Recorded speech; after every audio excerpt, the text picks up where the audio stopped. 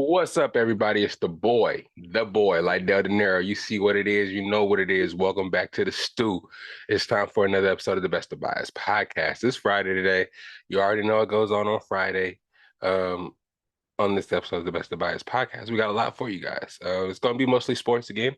I told you, y'all, kind of how it goes during sports season. I'm gonna give y'all a lot of sports, but do not worry. This week we got two episodes coming out. We're trying to get another episode, another tournament going. Me and AKA, we did if you guys saw episode, I forgot exactly what episode it was. Maybe 177, maybe 178. You may have missed it. If not, if you didn't miss it, good. This one we're actually gonna do secondary characters. Last tournament we did. Um, Main characters from these anime shows, put them up against each other, and we saw who won. Saitama from One Punch Man beat Goku in the championship. So we're gonna go again. We're gonna do another tournament. We feel like visually on YouTube was a good look, and it was a cool little thing to do to switch up the game. You know what I mean? Um, so we're gonna do secondary characters in these shows. We're gonna use the same shows, just grab their secondary characters and see how they fare out as well. Because the 16 we picked pretty much are the top animes out right now and what everybody's watching right now anyway. So we're just gonna continue with those characters. I mean those shows, excuse me, and use their secondary characters. Sorry if my jersey's blinding y'all. You know, I'm wearing the Oregon jersey. We'll get to it in a second, but yeah, we're gonna do that. AKA, we're thinking about doing that this week. So we're gonna get multiple episodes, multiple content episodes for you guys, just so you have something to listen to, and we can switch it up. So we don't. It's always not like a one long episode we have to listen in between and try to find the topics. We're actually going to have one. This one's going to be mostly sports with yeah, mostly sports actually. I don't know if I'm going to do any pop culture in here, but then the next episode I do with AKA, we're going to review Ahsoka episode 7, and we're going to get into that tournament. How does that sound for you guys? Yeah, yeah. But this episode, we're going to talk a lot about sports. NFL week 3. We have pretty much week 4 for the college football. We'll talk a little about Oregon and Colorado and some of the fallout from that. It's been a crazy week, just kind of like after, if you saw the game, you know what happened. I'll talk about it a little bit more once we get to the topic, but a lot of BS coming from the other side, man. And I want to give my viewpoints on it. You know what I'm wearing right now. You know what I'm repping. You already know. If you're new, you probably don't, but if you've been here, you already know I'm an Oregon guy, so I got a lot to say. Fantasy football, we're going to talk about, and then a little bit of like not cinema corner, but it's gonna be like kind of what I'm watching right now. And again, some stuff for you guys to get into watching. Some trailers came out, some movie news came out, and some new movies are coming out for the Halloween weekend. And well, it's not Halloween yet, but like for the holiday month, you know, some thrillers, some scary movies, some action movies. So a lot to talk about on this episode of the Best of Bias podcast. Thank you for being here. It's your boy Lydell Dinero. No guest this time. It's just me talking a lot of mess about Oregon and talking about the disappointment of the Tampa Bay Buccaneers from this week. But it's a sports podcast today. It's the Best of Bias podcast today. Where that theme song at is right here. Yeah. It's the best of bias. You need the earful, you should try us. From pop culture to the movies to Unitas. It's the best of bias. Your best of bias. Yeah, it's the best of bias. You are now listening to the Best of Bias podcast with Lydell Dinero and Hugo Twilight.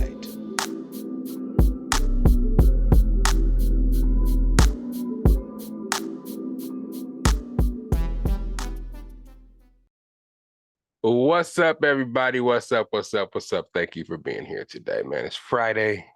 Let's breathe together. Deep breath in, deep breath out. You know what I mean? We're here today. We woke up today. We get to experience another Friday. If you're off work, we made it to the finish line. If you just going in, let me help you get through your day. Either way, thank you for being here with me. I'm just kidding. I'm a retired rapper. I don't know. It's still in me, I guess. But we're going to talk about some sports today. A lot of sports to talk about. Maybe I'll talk about your team. Maybe I won't. Maybe I'll talk good about your team. Maybe I won't. But it's my bias today. So, you know what I'm saying? Unless somebody want to come defend their team on this bias table, it's probably going to get talked about in a, well, not so positive light if it's not the Buccaneers, you know what I mean, or the Oregon Ducks. So let's get right to it. Let's start with some college football, shall we? And me personally, bias, and for the sake of the episode, because unless you want the episode to be 3 hours, I ain't gonna talk about every college football game. I'm just gonna talk about the one that matters, the one that mattered the most this week. You heard me talking last week. I was kind of conservative about my opinions when it came to the Oregon CU game. We saw what CU has been doing. We saw them taking care of business on the build up to Oregon. So they kind of was feeling themselves, thinking they can come step in Eugene, Autzen Stadium and just run shot or whatever or however you say it, against us like they did everybody else. Let me get drink some water for this topic real quick. Sorry, guys. Again, let me preface this by saying I love everything that Coach Prime is doing, everything he has going on. I said that last week in the clip that I posted on my Instagram. Check that out. I promise you, I'm telling you that now. I mean that from the sincerest part in my heart. Everything he's doing for Colorado, taking a predominantly white town, white school, and just turning it up and making minorities want to go there. And it's a school that actually is obtainable to get into. You know what I'm saying? He's changing the culture there. He's making it really attractive for students to want to come there and play. Though the Pac-12 is being disbanded this year, people aren't looking to go to Colorado, looking to, go to Boulder and go to school or play for the football team, and their sports were kind of in the dumps. They went 1-11 last year. I know last 6-7 times Oregon played them, we whooped them. Like once we scored 60 on them, 40 points at least each time. They beat us once probably in the last like 7 years. And it was a super upset. This has always been a game, how the Pac-12 is. If you're a Pac-12 watcher, they kind of cannibalize themselves. There's teams that you should beat in your conference, but they play each other so much and the rivalries are so strong. Any given day in the Pac-12, a team can beat each other, no matter how high ranked or how low ranked the team is in the Pac-12. They just know each other so well. There's always room for that cannibalization. You know what I mean? And it's happened once. Mostly we just walk through them on our way to try to win the Pac-12 championship. So I know what they probably have against us historically, and we haven't really liked them historically. I mean, it's just that Pac-12 kind of rivalry kind of thing. But incoming prime, and you know what I'm saying? I like again. Lil Wayne, all the old timers, sports guys coming and supporting him on the sidelines. The recruiting he's going to be able to do, everything he's going to be able to do at this Power Five conference. It's not the HBCU level. This is actually D1. Well, it was probably all D1, but just the FBS level. So I'm all about it. And I love what he's doing. I just wish that the rivalry it's not really a super rivalry because we beat him a lot, but I wish people understood that the Oregon CU rivalry was already there before Prime got there. So when all the hype got there and a lot of the players got there, though you may have not have seen it in videos, Oregon put out a hype video kind of showing the trash talk they were doing behind the scenes. Everybody just thought that people were jealous of them going 3-0 and how flashy they were and stuff like that. No.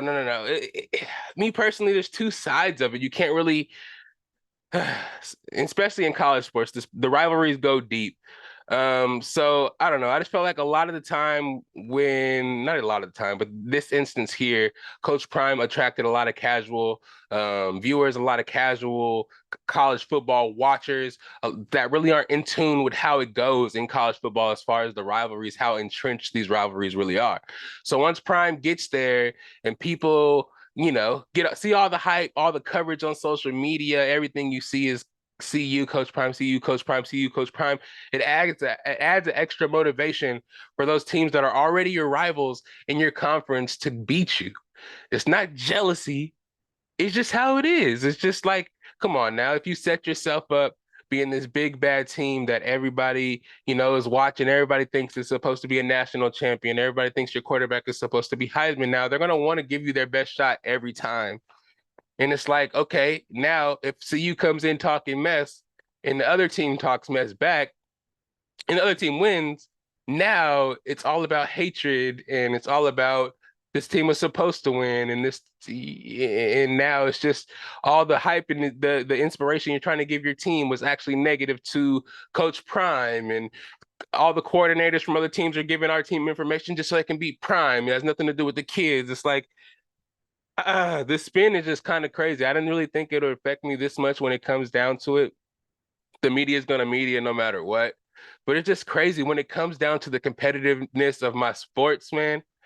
I've been talking shit about these other teams forever. Let me just get that, especially in the Pac-12. It's like a brotherly love, brotherly hate, because I love my Pac-12 teams. I love these teams out here, though I may have hate them as far as us being rivals. I still respect them out there. You know what I mean? I love what they're doing out there. But when it comes down to the football games and in a college football sport that only takes one loss to be completely eliminated from college football playoff contention, there ain't no love lost. We talking mess. We beat you, especially if you talking mess, stomping on our logos, talking about you're gonna beat us up, beat up our coaches too. We gonna make you guys hear it. Don't play innocent after the fact, And we're gonna move on to the next week, and it's 1 week at a time, and it's not really that big of a deal.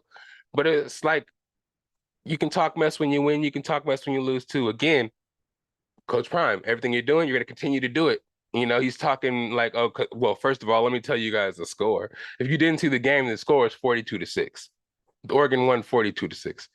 This game was hyped up. Like again, they CU beat TCU, which was ranked 17 overall in their first game. Then they followed up with beating Nebraska and Matt Rule, who was coached by NFL ex-head coach. So people thought, that was really impressive as well. And it definitely was really impressive. Week 3, it should have gave people really a cause to pause just for the fact that CSU gave them such a hard game. Though it's a rivalry game, I guess, that can hype it up, make teams play to their biggest capabilities. And also the fact that everybody saw that cheap shot that Travis Hunter took, which eliminated him from the game, who was arguably, well, not arguably, definitely the best player on the ball on CU's team on both sides of the ball, which really put them at a disadvantage. But ultimately, CSU should have, never been on their level. No matter if Travis Hunter was out or not, they should have just blown them out. But I don't know. Internal motivation, I guess, the right coaching, and I guess the stuff that Norvell was saying about Deion inspired his team enough to put up a fight and, uh, think they won in overtime. CU won in overtime. But in this game, recruiting talent-wise already established on the team. Oregon was already better, and we kind of knew that. But we're not going to take this media pummeling and just make everybody think that they're definitely going to win. They're going to walk all over this team that's been established and trying to build towards something for years and years and years. It wasn't going to walk. It wasn't going to turn into that. People turned it into something like, oh, Coach Dan Lanning just wished he had as many eyes on him as the CU team had. No, man, we don't care about that. We care about winning a national championship. We just have to come out here, and I'm sure that Fox wanted us to hype up the game. It's just like boxing. Both sides have to do their job in hyping up the game. You want us just to sit there and, no pun intended, act like a wounded duck while you guys talk all your mess and pump out your chest? No, we're going to say some stuff. We're going to get our team motivated as well. And if we go out there and win and show you guys how we feel about you guys coming in and disrespecting us, it's not about disrespecting Coach Prime or disrespecting anything that he's doing or has anything to do with race. The white coaches mad that black coaches are in the position they're. I mean, I see how that jealousy and I see how that topic can be addressed or, brought up with a lot of different people, but our coach, no way at all. Coach Lanning came from Georgia, already winning program as a defensive assistant, trying to prove himself as a head coach. You know what I mean? He's not jealous of nobody. He had his time in the light. Him coming out of Georgia, being that first-time head coach, young guy, a defensive coordinator. First year he went 10-3. You know what I mean? So he took his lumps as a first-time head coach and had to go through the process. I just feel like he just didn't want to back down when it came to another team trying to talk trash and try to punk and intimidate his kids. I thought he gave the right speeches. The soundbite that ESPN was able to get motivated both sides and made the game a good game. But all in all, Oregon was able to win. Next, we got Stanford. Bo Nix looked great. Man, why am I forgetting my boy's name? Troy Franklin looked great. 2 touchdowns. Bucky Irvin, of course, looked great. We lost Noah Whittington, sadly, to I think a knee injury. But we got a couple of backs still out there. Dowdle's actually going to be able to show himself this week. Freshman. I don't think he was going to play originally, but I think he may need to step up now. A stable of receivers that are out there that can do their thing. Our D-line is better this year. Our linebackers are better as well. Transfer from Alabama at corner. He's looking nice out there. But I can talk forever and ever about Oregon's team. I'm just happy we got through last week. Again, no harm done. I hope we can move on. They're playing USC this week. I'm kind of mad how they didn't have any kind of sound bites about USC because USC is another media darling.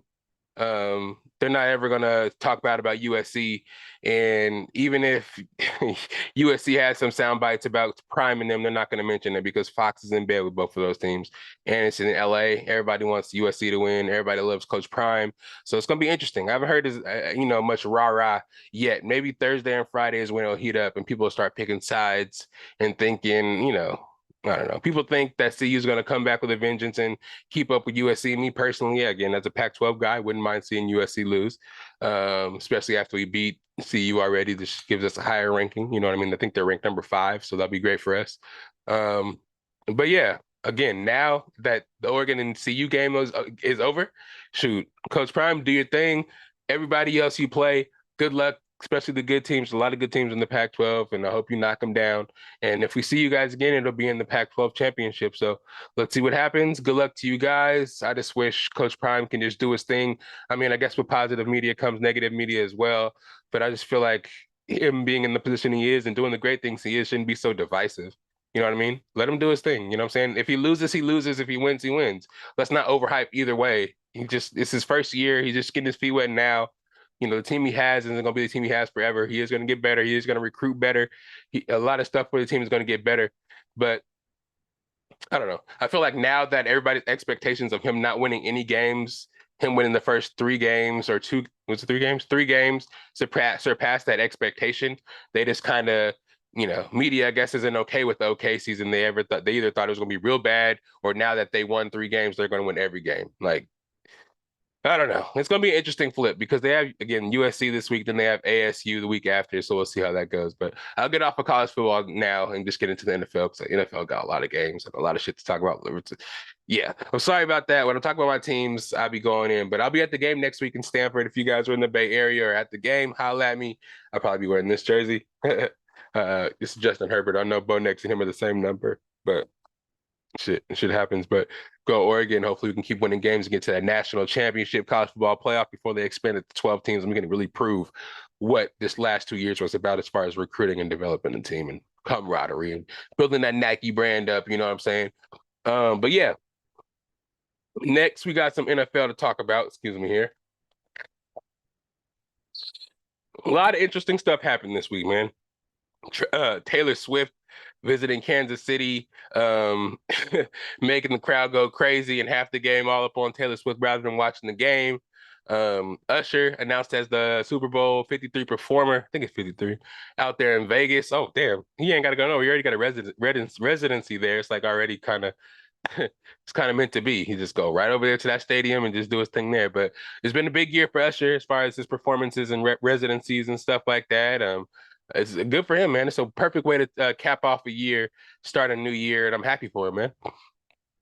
Usher, Chris Brown, and the next 2 people R&B wise is who I wanted to see in the Super Bowl. I know they probably never let Chris Brown on the stage, but last couple of years ago, last year they did Rihanna. The year before that, they did a little West Coast kind of medley of artists. But Usher's gonna be great. I'm excited to see what he has to offer, man. And you already know he be putting on the shows out there at his residency. So I bet the show on the halftime is just gonna be incredible. You know what I'm saying? It's the biggest show probably of his life, most views he ever gonna get. You know what I'm saying? And usually I don't know if you even get paid for the Super Bowl performances. So yeah, this is big time, big time, big time. And man, you got to sit here and talk about Usher's career when it's all said and done because longevity wise, as far as dropping songs and still being relevant as an artist and still putting out hits, Usher is doing his thing without any breaks, man. And this year, I don't know how old he is. It's been the year of his life. But yeah, we'll talk more about that as the Super Bowl gets closer. I'm sure they're gonna promote the hell out of it. But congratulations, Usher. Let's start it off with these reviews and scores. I actually did mark them this time to see which one I pick and see if I got the pick right. It's gonna be good. Thursday night we had the 49ers versus the New York Giants. The New York Giants, of course, lost. Their offense looked incredibly stupid. Without Saquon Barkley, I think they're missing a guard and they're missing their star left tackle, Andrew. What's his name? Andrew? And you know what I'm talking about. His left tackle, star left tackle. They just paid him hella money too, I think. He's raw. But without them, the 49ers defense is already kind of elite. Yeah, they waxed them 30-0. I'm 30-0. My bad, Giants fans. 30-12. And of course, I picked the 49ers to win that game, so I got that one right. Sunday, started off, we had the Falcons versus the Lions. The Lions did win, which I did pick the Lions to win. They won 20-6. Lions move up to 2-1.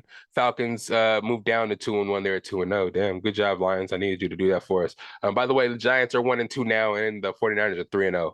The Chargers played the Vikings. This game gave me a heart attack because you know I am a big Justin Herbert fan. I'm wearing his jersey now.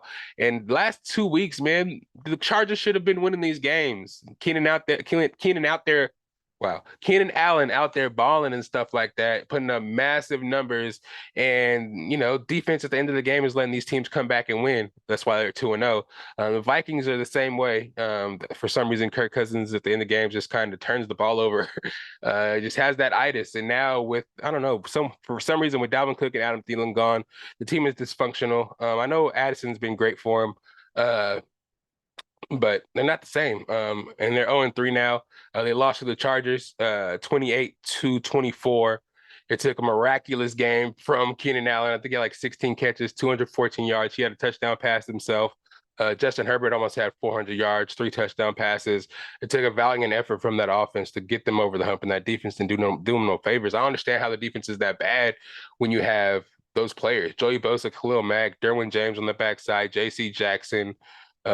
Defensive line. Who's on that line in the middle? I don't know, but that defense is getting toe up when they have so many high priced players that they paid on that defense that it should be way better than it is. Yeah. But they won. When going to 1-2, the Vikings are 0-3, which is going to put a big damper on them. But yes, I did pick the Lions. I picked the Chargers to beat the Vikings, so I got that one right. And for this next game, the Saints played the Packers. The Packers lost, or the Packers beat the Saints, thank the Lord, 18-17. In this game, Derek Carr did hurt his shoulder. So Jameis Winston came in. I think they were winning like 17-0 or something at a certain point. And then after Derek Carr went out, their defense, Packers defense was able to tighten up, and Jordan Love was able to go out there and score some points. And they were able to win the game 18-17. Packers 2-1, Saints 2-1. Texans played the Jaguars in the surprise upset of the night or morning. The Texans won 37-17. Jaguars, I don't know what's going on. People predict you guys to have like one of the easiest schedules of the season coming in. You guys be maybe a potential to have number one seed in the East or in the East. What is it? The AFC. But now it's not looking good for y'all. You lost to the Texans 37-17. It's crazy. CJ Stroud just balled on y'all. And they couldn't score, and the Jaguars couldn't score in the red zone. It was just pretty sad to see. Texans go to 1-2, and the Jaguars are actually 1-2 as well. The Broncos played the Dolphins in the ass whooping of the day. The Dolphins beat them 70-20. Tua and the Dolphins were able to score whatever way they wanted. They was not even trying to tackle them. The defense of the Broncos, I guess they're on the field too much because the offense can do shit. But the defense was running all over them, doing whatever they wanted. Achane, I guess his name is Devin Achane. Yeah, he had a whole bunch of yards, like 250 something overall yards. Mostert had like 4 touchdowns. Of course, Tyreek Hill did his thing. They didn't even have Waddle playing, and they did all that shit on offense. It was crazy. And their defense was able to get a whole bunch of takeaways against the Broncos, and it was just kind of weird. They were getting their asses whooped, and they kept like Russell Wilson in the whole game. I don't know. This whole Sean Payton, Russell Wilson thing isn't working, and I don't know what's next for the team, but I think, yeah, they're 0-3 now. Yeah, it's gonna be a tough hole to dig themselves out of, especially in that division, with all those teams that are hella good there. But the Dolphins are 3-0, looking like the favorite in the AFC. But yeah, I picked that team to win too. I definitely got the Texans prediction wrong, so that's one I did not get right for sure. Titans versus Browns. The Titans lost 27-3. That Browns defense looks real. Defensive line, led by Myles Garrett, is just too raw. Their corners, the Denzel Ward shutting shit down, Grant Delpit shutting shit down. Yeah, it's not looking too good for them. But you know what I mean? Who knows in that division, man? The offense of the Ravens is not looking good. Joe Burrow just won his first game against the Rams. We'll talk about on Monday Night Football. Steelers do not look good at all. So who knows? The Browns can mess around and win that division without Deshaun Watson necessarily playing that well. But I did pick the Browns in that game, so I got that one right as well. Browns 2-1, Titans 1-2. Bills beat up on the Commanders 37-3. The defense of the Bills is, Sam Howell didn't have a chance. The Commanders were 2-0. Everybody came in like we're surprised about them. But the Bills losing week 1 to the Jets without Aaron Rodgers, I don't know. They just kind of put a battery in their back, and they've been serving ever since last year. I mean, last week they beat up on the Raiders, and then this week they just went ahead and just beat up on the Commanders too. I think their defense in fantasy football scored like 35 points, which was nuts. Um, but yeah, the Bills are 2-1. The Commanders are 2-1 as well. The Colts beat the Ravens 22-19, which was surprising. I believe it was in overtime. Yeah, I don't know, man. The Colts look for real right now. Their defense was handling the Ravens. I don't know. There's a lot of injuries on the Ravens offense, like there has been for the last 3 years. But I mean, usually they figure it out towards the playoff time, and they do make the playoffs. But they did lose to the lowly the Colts without Anthony Richardson. I think they had who they have as their quarterback. I don't remember who had them as the quarterback, but who they had playing quarterback. Because I know Anthony Richardson's still hurt with a concussion. He's coming back this week, but I don't know who they had starting. I think it was Gardner Minshew. I think that's who it was, Gardner Minshew. The Colts are 2-1. The Ravens are 2-1 as well. The Patriots the Patriots beat the Jets 15-10. The Jets have no chance on offense. Yeah, I don't know. The Jets are just bad. Zach Wilson's just bad. The coach said they believe in him, and they feel like they should keep him for the camaraderie of the team. They think that what they have going on is going to turn around once Zach Wilson does get comfortable, and maybe the mentoring of Aaron Rodgers from afar, healing from that Achilles, maybe could get him right by the midseason. But right now, it's just kind of bad, and it's showing on the sidelines. Players breaking down, interviews bad, media just talking mess and just tearing the team apart, just like last year. It just sucks for that to happen to Aaron Rodgers.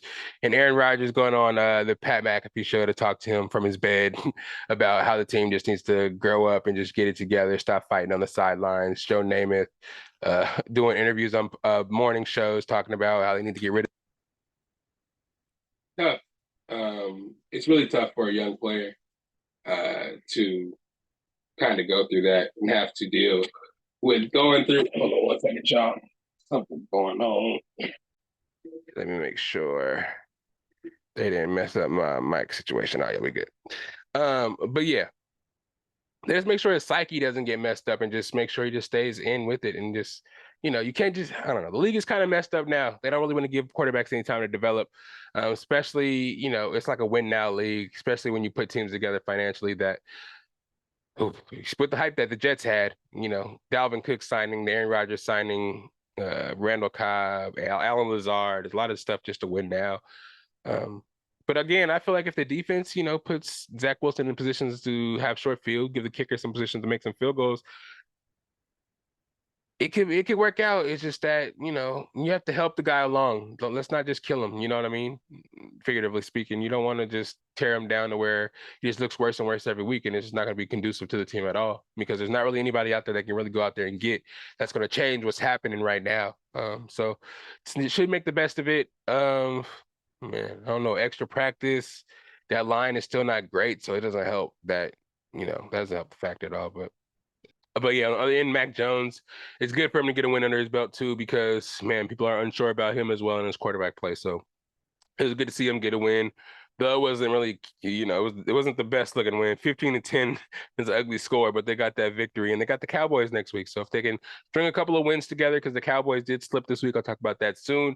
And there's a chance that they can win and get on a low roll. But the Patriots are now 1-2, and the Jets are 1-2 as well. One win being the Bills week 1. Panthers, they lost to the Seahawks 37-27. The Panthers are 0-3. Bryce Young is hurt, so they had to start Andy Dalton. And the Seahawks are 2-1. After losing week 1, the Seahawks bounced back, won 2 weeks in a row. Kenneth Walker balled out, had like over 130 yards for fantasy. I mean, in the game too, but scored a touchdown, but he was balled out in fantasy at like 35 plus points. So if you had him, you already know it's good. Seahawks move at 2-1. This next game, the Bears, they lost 43-10, almost got blown off the field. It was 35-0 in the first half. But this game, it was less about the game and more so about who was at the game. Taylor Swift was in the building. Hold on, let me do a cameras for this. Let me just get right to it. Let me just get right to the business. Because everybody wants to know about it. Everybody wants to know. We're gonna give this one a dual cameras. Like I said, it's less about the score in the Chiefs and Bears game and more about who was at the game. Everybody's been hearing about. You guys heard about the Travis Kelce and the Taylor Swift dating rumors. I don't know if it's real. I don't know if it's the biggest publicity stunt ever created or it's real. I don't know, man. Everybody, I don't know. Maybe they're just seeing in public for this first time, just started mentioning it for the first time. But Travis Kelce, I know you guys know the football player because I'm talking about football and stuff right now. But Taylor Swift, I know you guys know about Tay Swift too. I know y'all know about Tay. One of the biggest pop stars in the world right now, one of the biggest artists in the world right now. But for them to be together kind of took over this whole game and the sports week, just for the fact that she showed up to the game half the time. The the camera was in the stand showing Taylor Swift, and halfway, well, the game wasn't really anything anyways. The Bears this year are very terrible. Justin Fields doesn't know what he's doing with himself, so the game was more so about Taylor Swift and Travis Kelce. It was more interesting because Taylor Swift was in the box with Travis Kelce's mom. You know what I'm saying? How long have they really been dating for them to just meet moms right away, sit next to moms in the box right away? It's pretty interesting. Maybe moms is a fan, maybe not. I don't know. But for it to be so fresh, like the media public seeing it for the first time, to be in the box with the mom is interesting. But it is very interesting as well because right after this rumored relationship got talked about or put on blast in the public, Travis Kelce's jersey sales went up 400%. His following social media wise went up a whole bunch as well. So I don't know, man. Is this really a relationship or is it a ploy just to boost each other's followings? I know Taylor's followings. Well, I don't know. Maybe some football players are going to listen to Taylor Swift now, but I know a lot of Swifties are realizing who Travis Kelce is now. So maybe it's working both ways. You know what I'm saying? Maybe she had a show in Kansas City or somewhere around there. It was like, maybe I'll step out and hang out with you. Maybe we'll just keep this thing going for a while. Or maybe it's really a date. How do you guys feel about Travis Kelce and Taylor Swift? Usually, I don't know. I don't think that's the kind of girl that Travis Kelce is usually into. But hey, who am I? I'm not the Swifty expert. Maybe I'm not the Travis Kelce expert as well. Maybe he's stepping out of his comfort zone to, date Taylor Swift. It's a lot of pressure though, because if you do mess up Mr. Travis Kelce, you will be putting a song, a triple platinum, maybe even diamond song. So maybe that's beneficial too. Maybe you'll get residuals from that. But I just thought it was really interesting. What do you guys think? What do you guys think? Anyways, let me get back to you guys. My bad. Dual cameras just kind of comes. It just comes, man, sporadically. I don't know when it's gonna come. It just comes sometimes.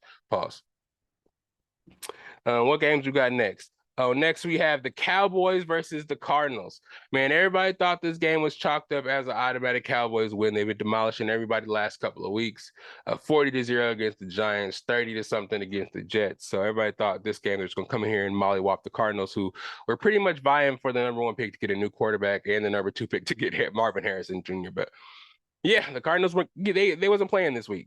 Joshua Dobbs came out there and sliced them up in the passing game. James Conner came out there and just blew him up in the running game, almost over 150 yards rushing right through that defense. I know Trayvon Diggs tore that ACL. Prayers out to him. Hope for a speedy recovery.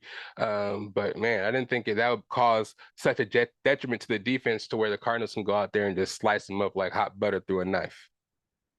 Hot knife through butter. Yeah. Something like that. You know what I mean? But yeah, this was the upset of the week, man. Nobody really thought the Cowboys would go out like that. They almost came back and won, but Dak, well, they were down by 8 or something like that. They needed to tie it, but Dak threw an interception to Zaire White, I think his name was, in the end zone. They lose the game. It was pretty sad because you hate when a player has a negative connotation and people are saying stuff negative about the player, and that comes true. And the time that people say it always comes true for that player, it just sucks. It just kind of feeds into that narrative that was not very beneficial for Mr. Dak Prescott, and I feel sorry for him for it. But yeah, the Cowboys did end up losing, moving them down to 2-1, and who they play? The Cardinals went to 1-2, I believe. Yeah, because that's the first game they've definitely won. 1-3? No, they're 1-2. It has to be 1-2. The Steelers, they beat the Raiders 23-18. Is that saying? Let me get a little bit bigger for your boy. 23-18. Yes, Raiders fall to 1-2. Steelers moved up to 2-1. This game was more so about the mistakes that Jimmy Garoppolo was making. He was throwing a bunch of interceptions. Davante Adams was getting off, but Davante Adams, man, he wants to establish a winning culture over there, and he's saying he doesn't have time to waste. If the Raiders aren't going to establish a winning culture, roster. He's gonna have to go somewhere else because he is wasting his prime out there in Vegas if he's not gonna win and make it to playoffs and actually try to win that championship. Vegas is nice and everything, has a lot to offer, but at the same time, he wants to win a championship. That's what it's all about, really. That's what people are playing for. You know what I mean? The Steelers' offense is still looking broken. They can't really run the ball. Kenny Pickett's not really doing much. Yeah, the line isn't really doing much for him either. So it still looks pedestrian. They're counting on their defense really to win games for him, and that's what kind of happened. Steelers 2-1, Raiders 1-2. Eagles beat my Bucks 25-11. Yeah, it was bad. The offensive line and defensive lines of the Eagles look real, pushing us around on both sides of the ball. Our offense wasn't able to get right. Of course, we still have no rushing attack. It's just kind of weird to see the last couple of years not being able to run the ball or you just move the. This is just crazy to see. It forces us to pass the ball. Mike Evans had a couple of drops in the beginning. Yeah, Baker Mayfield made a couple of mistakes as far as reading the field. He kind of wanted to make the big plays instead of checking the ball down. Needs to kind of focus on Chris Godwin more and not try to force feed the ball to Mike Evans all the time. You know what I mean? It did start raining midway through the game, which probably caused the pass attack to be a little worse, a little harder to do, especially when we weren't able to run the ball. It just fed right into the Eagles' hands because they were able to run the ball. Their offensive line pushed our defensive line around like nothing. DeAndre Swift just had another incredible game, just like he did last week. Those holes were opened up incredibly. Yeah, the way the Eagles look on their offensive defensive line, they could just run the ball and not really pass it at all. But they do have the offensive weapons to pass the ball, which make them an even scarier team. But maybe something's wrong with Jalen Hurts where he can't really make the plays downfield that he wants to make at this time. So they're kind of like easing him into it with the run plays and just doing heavy rushing kind of attack during the offense. And they lost their offensive coordinator to the Indianapolis Colts. So they're going to have to kind of ease into this new offensive playbook and kind of get back to where they were last year. But it's kind of weird not seeing them move the ball down the field through the air like they were last year because A.J. Brown, Devontae Smith were really dynamic last year through the air. But now they're just kind of using more so the running backs and then using that little tush push at the 1 yard line to get Jalen Hurts in the end zone, which I feel like is cheating, but whatever. But the Bucks fall to 2-1, and the Eagles move up to 3-0. Me personally, I feel like the Bucks were this is a scheduled loss for us. I felt like we're gonna lose anyways. But I just feel like the last 2 weeks kind of gave me a little encouragement to think that we put up a bigger fight than 11 points. We got a safety in the game after a turnover that we got a safety. It just looked kind of bad in prime time, but I think we'll learn from this loss. 2 corners hurt, Carlton Davis, Jamel Dean, and our 4th corner, D. Delaney, all got hurt. Middle linebacker got hurt. It was just a bad game, and coming out with those injuries is not going to be good. We play the Saints next week, which we need all these players for. I'll talk about that when we get closer. We're going to make my predictions. But again, Eagles 3-0, and the Bucks fall to 2-1. And then the last Monday Night Football game we had, Rams versus the Bengals. Bengals won 19-16. Both sides look really ugly, so it's not really much to talk about in that game. But the Bengals won their first game to go 1-2, and the Rams lost the game. Another game going to 1-2. Let's see. Next week's games. So last week I did pretty good. You know what I'm saying? I stopped kind of telling you guys who I picked. But after I picked the Ravens, I lost that one because the Colts beat the Ravens. Patriots, I picked the Patriots over the Jets. I got that one right. Seahawks over the Panthers. I got that one right. Chiefs over the Bears. I kind of got caught up in that Taylor Swift talk. So I kind of forgot to tell you guys if I got it right. But I picked the Chiefs, of course, over the Bears. I picked the Cowboys over the Cardinals. That one let me down pretty bad. I picked the Steelers over the Raiders, and I picked the Bucks over the Eagles. Got that one wrong. And the Rams, I picked the Bengals over the Rams, so I got that one right. But moving on to week 4, one of my next week's predictions. We have the Lions at Green Bay. Lions are favored by 1. I'm going to have to go with the Lions, man. Those weapons are picking up. Laporte is looking better than I thought he would. I would love to see Jahmyr Gibbs get more involved and get the ball a little bit more and get a little more action going. Amon-Ra St. Brown, Khalif Raymond's seeming like he's balling out. That defense, Aiden Hutchinson, they're balling out right now. So I do pick the Detroit Lions in this game to beat the Packers in Thursday Night Football. Atlanta plays Jacksonville at Jacksonville. I got Jacksonville in this game. Jacksonville favored by 3.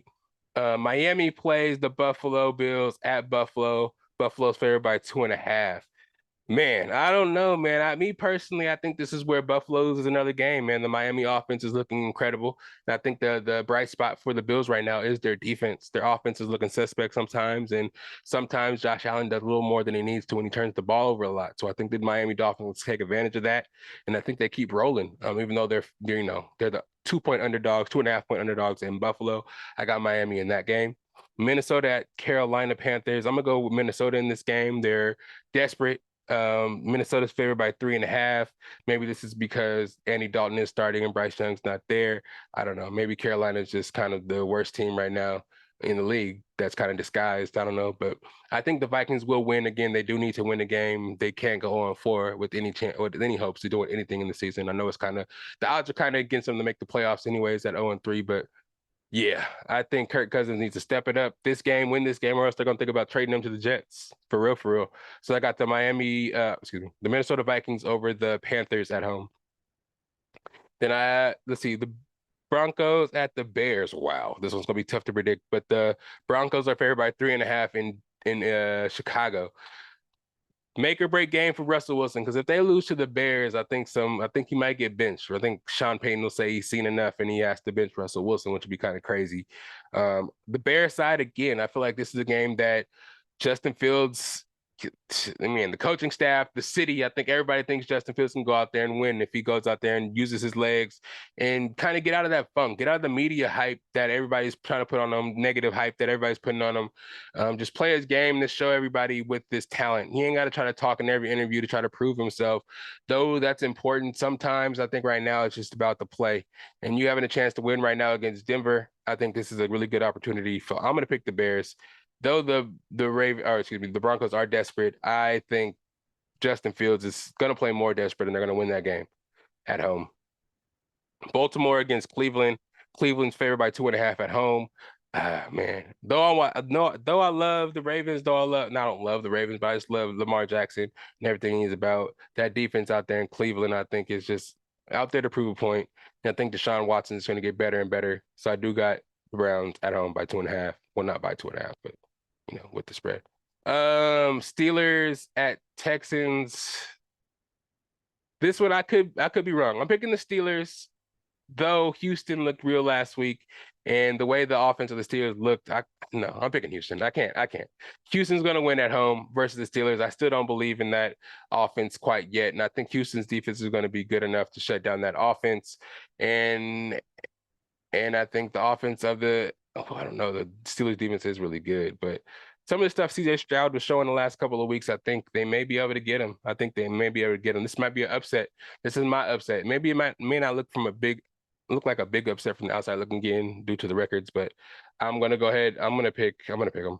I'm gonna go with the Houston Texans over the Steelers at home. Rams versus the Colts. That offensive line for the Rams did not look good at all this week against the Bengals. Until that's fixed, until further notice, until the Cooper Kupp gets back in the lineup, pretty much, I'm going to have to go with the Colts, favored by 1 at home.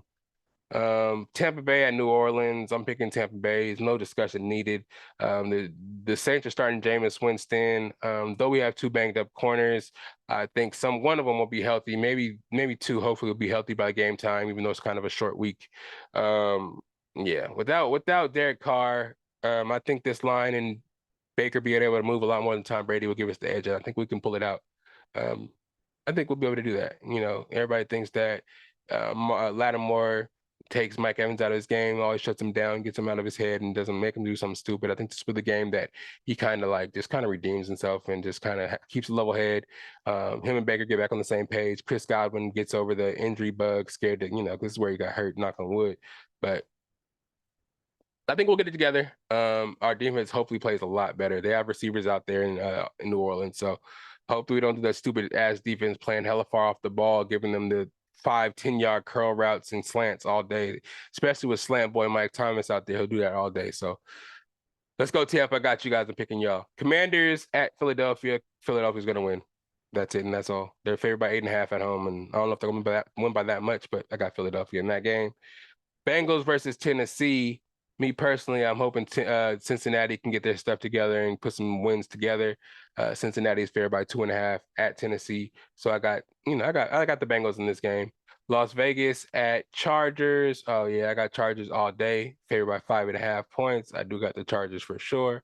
Justin Herbert and Keenan Allen to continue to ball out. Got them both of my fantasy teams too, so hope they continue to ball out. New England Patriots versus Cowboys at Dallas. Oof. Man, a lot of people are saying that the Patriots have a chance with their defense against the Dallas offense. I know the the Patriots offense is going to have a tough time. Ezekiel Elliott's making his return to AT&T Stadium as a Patriot. Maybe they can move the ball because they saw what James Conner was able to do. So maybe Zeke can move the ball. Ramondre Stevenson can move the ball on the ground against the, run the ball at Micah Parsons, make them make some plays. Mac Jones, I don't know if he'll be able to make any plays down through the air, but we'll see. We'll see what happens. But um, I want to see this as an almost upset. They can get almost upset, but they got surprised by the Cardinals last week. I don't think the Cowboys are going to get upset 2 weeks in a row. So I got the Cowboys in this game. Arizona versus San Francisco. San Francisco going to walk through them. They're favored by 14 points at home. Oh yeah, that's a walkthrough.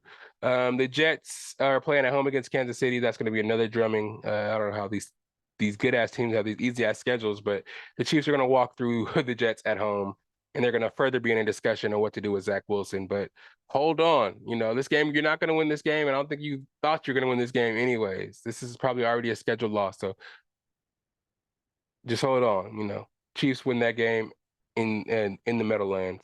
Seahawks at the Giants. Is that right? Because don't they play in the same place? Maybe one game's at a night game. Maybe I don't know. That's weird. Maybe it's the Monday night football game. Seattle versus New York Giants. Yeah, maybe that's Monday night. I got if Saquon's back, I got the Giants. But if Seahawks are there and Saquon's not playing and those linemen aren't back for the Giants, I got the Seahawks winning. So let me just go with the Seahawks because I have too many stipulations in my heart, so I can go with the Giants right now because all those people probably not gonna be healthy. So I got the Seahawks in that game at New York.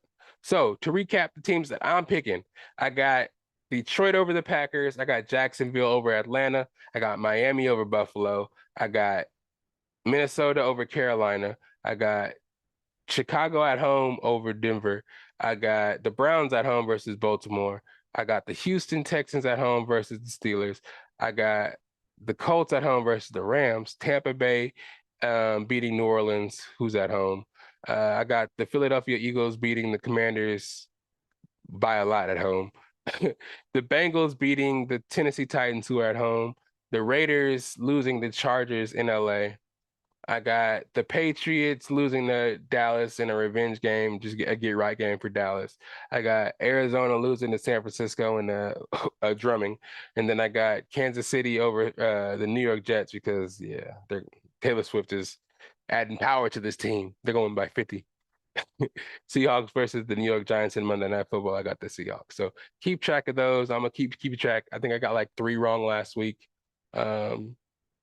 So my record's pretty good still, man. Y'all, again, if y'all want to try to go put some parlays together, look at my track record from last week, and what I'm saying, go out there and if you're writing down these spreads and what I got, go ahead and try to win you some money. I got you. I got you. If you want to throw me some, I'll throw you my Cash App too. But yeah, let's move on to some fantasy. Talk about winning some money, man. Because this fantasy football stuff, it's gotten real. It's gotten real, real, real. I bounced back this week from last week and actually put up a record 213 points. I had Tyreek Hill. I had Justin Herbert, who is the number 1 quarterback in fantasy right now. Tyreek Hill, number 1 receiver in fantasy right now. Keenan Allen, number 2 quarterback in fantasy right now. I had Laporta, the number two tight end in fantasy right now. I'm sure Sanders, the kicker, since the Miami Dolphins are scoring so many points, he up there right now. So I'm doing some things. I'm doing some things in the fantasy world, man. Again, the Best of Bias Invitational Fantasy League 2023 is going right now. Week 4 is in motion. Thursday Night Football was yesterday, so we got some points. I think Thursday Night Football was Lions versus the Packers, a divisional game, if I'm not mistaken. So a lot of point implications there. So my scores, will be pumping because I got Jahmyr Gibbs, I got Laporta playing in Thursday Night Football. So I'm standing strong in those 2 guys. Though it's been kind of shaky for Jahmyr Gibbs. I know my Jahmyr Gibbs owners out there are kind of scared because he hasn't really been doing what he was supposed to do, especially the first couple of weeks with David Montgomery out there. But since he got his groin injury, it's been time for Jahmyr Gibbs to kind of shine. He didn't really do much last week. I think he got I don't remember exactly, maybe like 7 to 9 points. But it wasn't the big, points that I think it was like the number 12 pick in the draft was drafted to give you. I expected a lot more for that high draft value that he got drafted in the regular draft. Sorry, I have to drink some water. Stay hydrated, guys. But especially me, I drafted him in the third round. He was one of my major targets in the draft. I kind of was like, I'm gonna wait it out. I know a lot of people are gonna pick up these name values in the third round, but I'm gonna pick up Jahmyr Gibbs because people saying that he's gonna be a value. But I'm not gonna give up on him because I do have Jonathan Taylor in the tuck. He's on the IR right now, and I'm sure he's ready to play. And whatever team he plays for, he's gonna come back with a vengeance. So I have him, James Conner. James Conner, Jahmyr Gibbs, Javonte Williams on the bench. I have Rachaad White still on the bench. So I have some guys tucked away just in case something happens. And my receivers are really cream of the crop.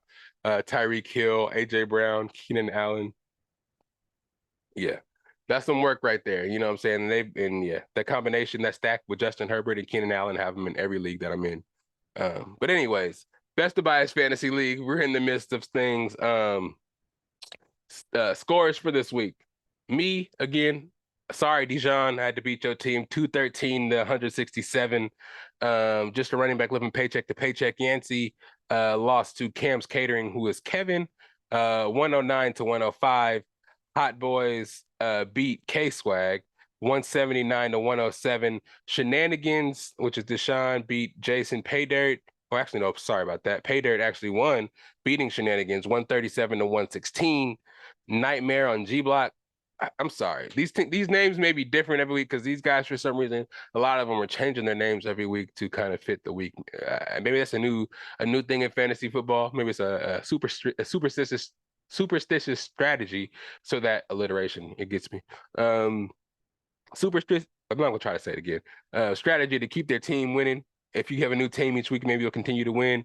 A Nightmare on G Block. I think that is the old unanimous team, which is Tay, won 127 to 126, a very close game to You're Not the Boss of Me, which is Sean. Damn, that's just hella close. I'd be hella mad if I were you, Sean. And then K-Swag is next, which is Derek, who switched his name in kind of like anticipation of his matchup against K-Swag. So he's kind of trolling K-Swag by saying K-Swag is next. But of course, he won 118 against Sean Middleton's championship team, who had 95 points. So ultimately, that leaves the standings as follows. Let me go over here. Bam, bam. Get to the league. Bam, bam, bam, bam, bam, bam. So in first place, we got Kevin with Cam's Catering at 3-0. Second place, we got Kyle with no, actually, my bad. See, it already tricked me. Damn it, Derek. So second place, we got Derek with K-Swag is next at 3-0. Third place, you got me at 2-1. It's just crazy. I have 501 points through 3 weeks, and I'm still in third place, which is nuts to me. The first place team has 398. The second place team has 356. But anyways, it doesn't matter. I'm 2-1 in third place. Fourth place, we got John and Hot Boys as 2-1. The real K-Swag at fifth place at 2-1. Nightmare on G Block, which is Tay, 2-1. Dijon's Dazzling Team at 1-2. You're Not the Boss of Me with that's Sean Gamble, 1-2. Deshaun with Shenanigans at 1-2. Paydirt, which is Jason at 1-2. Just the running back living paycheck to paycheck, Yancey at 0-3. And then Sean M's championship team is at 0-3 as well. You guys. I mean, there's a lot of weeks left. I think, again, the playoffs start week 14. Half the team makes the playoffs. So if you're not in sixth place by week 14, you're not where you want to be. So keep fighting, keep going. I'm going to keep fighting. I'm going to keep going, trying to score as many points as I can. Also, again, score as many points as you can, because if you're in a tiebreaker with somebody, not only do you want to have more points than them, your record against them is going to matter as well. So I think we're going to change the points. Record against them is mattering, but in order to win, you have to have more points than them. So scoring points is the ultimate goal, obviously, anyway. So just keep trying to score high points, man, because you do want to have a higher score, just in case it comes down to some bullshit. Me personally, if I win or lose, I'm just attempting to score as many points as possible. I mean, if I'm scoring hella points and I'm still losing, that means people are scoring hella points against me, which is not necessarily good, but hopefully, ultimately, I'm on the right track. You know what I'm saying? Some teams are, those two teams ahead of me are getting lucky. I don't think Derek's team has seen me yet. I lost to Cam's Catering, so that's kind of a bummer as far as playoff standings go. I need them to not have the same record as me as far as, standings at the end of the season, so I can pass them up. But it's gonna be up to everybody else because I already played them. I may play them twice. I think the team that you play the first week of the season, you play again twice. Towards the end, think it bounces around. But yeah, hope your team is doing well. A lot of injuries happening, a lot of highlight plays happening. It's the year of the receiver. It looks like the running backs, that usually do hella well, aren't really doing as well. It's a lot of the younger guys kind of showing out, and a lot of these receivers just getting all kind of catches. That Keenan Allen shit is crazy. To see him actually go out there and throw a touchdown pass as well as nuts. But hopefully you had one of those guys on Miami this week. Hopefully you had one of those players that balled out, one of those stalwarts. Hopefully your player you picked in the draft isn't hurt already. You know what I mean? And hopefully that player you did pick and you did all your research and you're just balling out. I'm hoping that is you because, yeah, hope that's you. But anyways, that's it for sports. The last little bit I wanted to talk about the writers. I don't have much pop culture. I just told you guys I'm going to tell you guys a little bit about what I'm watching and stuff. But I did get information about the writers. The WGA, the Writers Guild of America, had signed a tentative agreement with the studios. It was a 3-year contract. After 146 days of striking, you know what I mean. It didn't make it quite to the longest writer strike ever in the industry. Is ended in second, but ultimately we wanted to see these guys get hired. We wanted to see a contract and an agreement be made because, again, me personally, I'm a person that, for the podcast's sake, for the world's sake, for my sanity's sake, shows, movies, projects of all kinds, games, all kinds of stuff. We need all our writers back. We need the care back. We need the character building back. Don't let me go on my rant. You know what I'm saying? I'm just happy that a tentative agreement has been made. It doesn't mean that everything's gonna come back right away. Everything's resumed right away. The agreement still has to be looked over and voted on, I believe. But some details. Let's see. Not really much details of the agreement, but people are kind of assuming and actually are predicting, from the outside looking in, they're hearing rumors that it had to do with minimal payment increase. So they're getting more money, not hella more, but they are getting more money. They're going to start getting streaming residuals. So a lot of these streaming services were putting all these shows and rushing to get them out. And the people that, helped create the shows, writers and stuff, weren't getting residuals for those shows being played and clicked and streamed and watched. So now there's going to be a system put in place for the writers to get residuals for those episodes being run and streamed. And they also got AI safety and protection because they heard and it's true that AI is getting smarter and smarter, and studios are going to try to use AI to kind of replace some of the duties and stuff that people in the film industry, the writers, actors guild and stuff like that did and made their money off of. And that's where one of the things that the writers and actors are kind of worried about is this AI coming in and taking over their jobs. So another thing that was input in the agreement was stuff about protection against this AI coming and taking over their jobs, and just kind of put those worries to rest, I would assume. Again, the strike isn't necessarily over yet. There's still some ironing out that needs to do, but they do predict that everything will be back in fully, motion as far as the writers go by Thanksgiving. So right now, the writers aren't allowed to picket, but they are able to strike and not show up to work until like the tentative agreement is signed and ready. But this also doesn't mean the actors are ready to go yet too, because they haven't even been talked to as far as the Actors Guild has gone. They've been focused on the writers and trying to come up with an agreement for the writers and get them back to work first. And they're going to look at the actors. But I feel like this tentative agreement with the writers is a step in the right direction. The actors will see that they're actually taking their time to get something done. I think they'll look to the actors next, and the actors will actually go and follow suit and sign something that helps them as well. But me personally, I'm just kind of happy the writers are back in action, because now all the shows that were in motion and actually just being written and in the writing stages and is set up before filming stages started, and actually were still, stuff that needs to be edited and rewritten or just changed in the script, couldn't be done until the writers actually came back and were able to be paid and taken care of. So now that this happens, it's just steps in the right direction. I'm excited to see all these movies to get put back on track, because a lot of stuff was, threatened to be canceled, pushed back really far. I think now, there's still going to be setbacks because it was 146 days, But I feel like now we're gonna get this stuff back in motion. We're gonna get all these projects. We're gonna get all the care and the love that was here before with these characters, with these stories, with these movies, with these games. It's all everything that has to do with the industry that we love is going to start coming back slowly. And I feel like everybody's going to be better for it. You know, there'll be a bit more respect in the industry between boss and worker. And I feel like there'll be more of a, I don't know, until the AI comes and takes over, because I heard that Chat GPT was just given allowance to go through the internet and just kind of search and look up and learn and stuff on the internet and just kind of like do its own thing to kind of like absorb information. So who knows what Chat GPT is going to be capable of next, but I feel like us getting our writers back and eventually our actors back will put us in a step in the right direction and put us back on track to, you know, getting the heat, getting the stuff that we need, especially for us in this podcast industry. Me personally, on this Best of Bias podcast, you know, though sports and other areas of pop culture don't really need the writers, the area that I like to dabble in as far as cinema and TV and all that stuff. You already know what it is. I can list on and on. I know I kind of say the same things over and over, but all that stuff, we need it, man. I got homies in the industry. I was out there in LA amongst the people during Collecticon while the strike was going on. And I was in an Uber with the actual person that worked on worked on a show.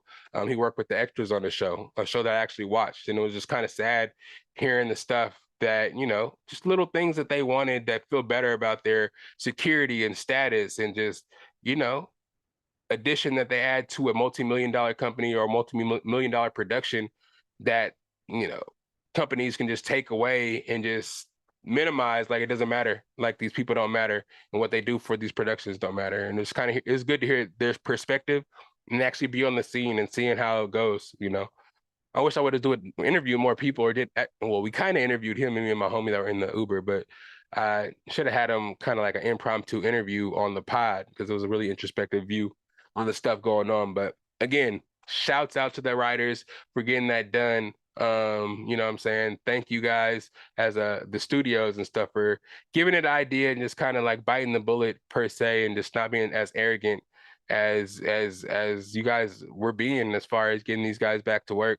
You can still do your AI research, you can still cut costs in other areas, but you shouldn't cut costs when it comes to the what's the word I'm looking for? Um the quality, that's the word. You shouldn't cut corners on the quality of your product, and the writers actually give all these projects substance and quality. So continue to make those strides. Actors, I hope you guys get taken care of next. And let's, you know, all these industries, man, you've seen a lot of industries, the car industry, the video game industry, they're all trying to go on strike as well to try to get these rights. Just a little something, you know what I'm saying? They're not asking for the world. They're just asking for a little bit of something because these studios are kind of profiting, not kind of, they really are profiting off the hard work they do. They're not asking for all the money you guys make, but just a little bit more, a slice of the pie, because we know they're them working hard to get you more money. So I feel like they deserve more money for them working harder as well. You know what I mean?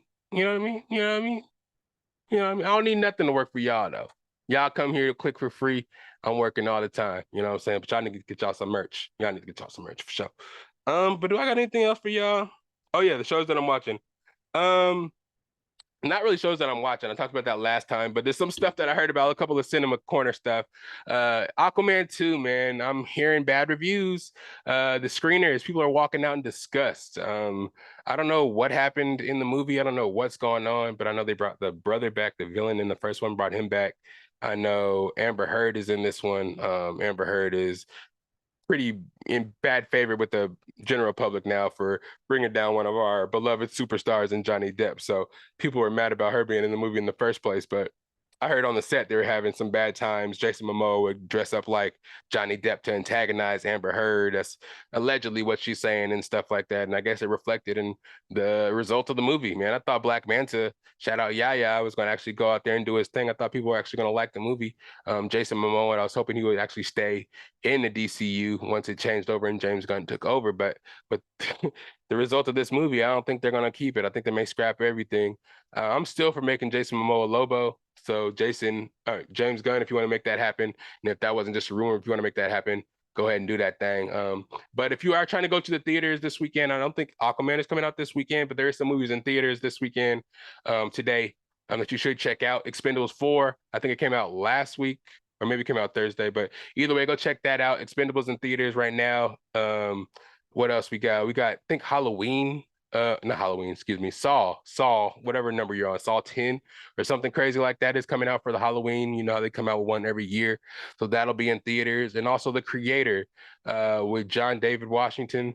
Um, yeah, it looks crazy, man. I hope it's not a thinking movie like the other movie he was in that was kind of crazy. It was just all kind of weird. Maybe watch it like 7 times to understand it, but this one looks crazy. One about robots and the robots exile and the robots just being bad for some reason, and then everybody hating robots. Kind of like looks like iRobot, but on like a 2023 vibes, kind of like upgraded and a little bit different with another good actor in it. But I'm excited to see that and see what that's all about. So you guys should go check that out as well. What else do I got? Do I got anything else on the docket? Hmm. Nope, pretty much that's it, man. And we got one more week till Loki starts, October 6th. It'll be out next week. So hope you guys are ready for that because I'm really excited to see the direction that we're going in this phase 5.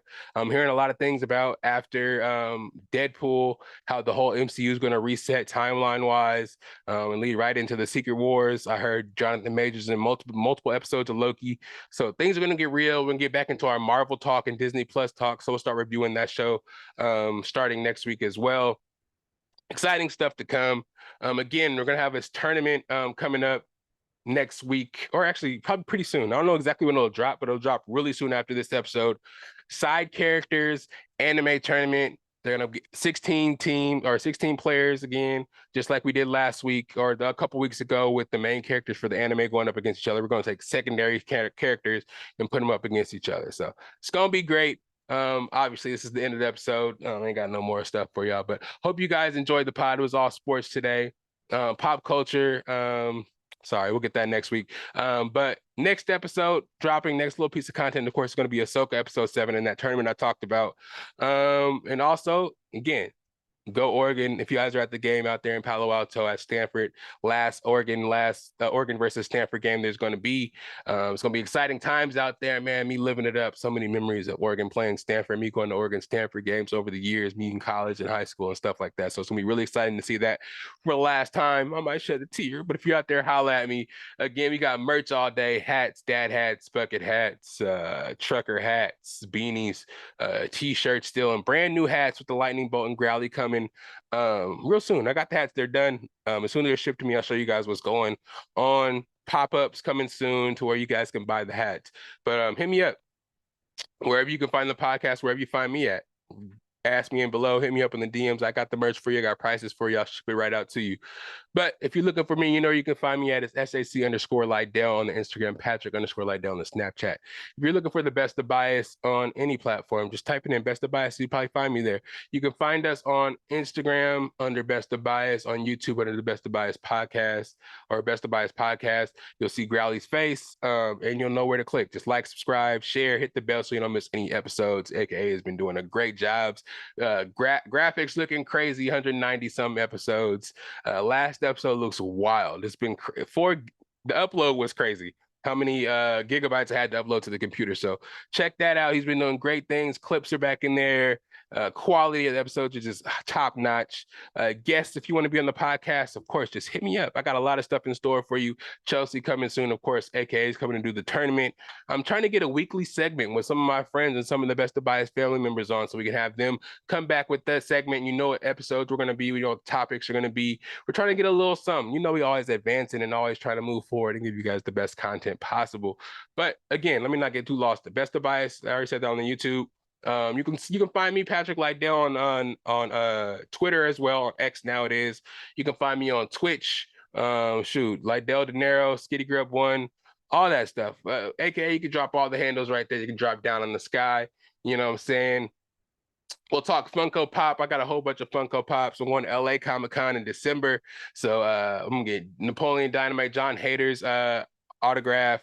I'm getting Pedro's autograph. I'm getting my Inosuke Pop autograph. Billy and Kim from Power Rangers are going to be there, but they're not doing autographs, man. They better sack up. I'm trying to get Cody Ziegler, Miles Morales comic book sign, the dope ass comic book sign too. So I'll get a whole bunch of merch. We're gonna talk collectibles soon too. We're gonna talk a whole bunch of stuff with the winter coming up. We're gonna talk about some clothing, fashion. We got more stuff coming because we don't really talk about fashion that often, and you can see how I be dripped out. But anyways, let me not get too far ahead of myself. But it's the Best of Bias podcast. I might even have a new theme song coming soon. Me and AK are thinking of throwing something together, showing you guys how we used to do it in the old school. If you knew us from the Sky High Club, Swaggy P days, you know I used to get down, me and AKA with the spitting in the bars and stuff. So we might have a new theme song coming real soon. But either way, it's the Best of Bias podcast. Don't be afraid to come back. Come back next week. It's Friday. Go enjoy your weekend. Don't be afraid to listen again if you want to. You know what I'm saying? Tell a friend. Join. You know what I'm saying? The Best of Bias family. Stay hydrated. Stay fresh. Stay funky this weekend. And I hope your fantasy team wins. Go Oregon and all that good stuff. And hey, we out of here. It's the Best of Bias podcast. Where that theme song at? It's the best of bias. You need the earful. You should try us. From pop culture to the movies to unite us. It's the best of bias. The best of bias. Yeah. It's the best of bias.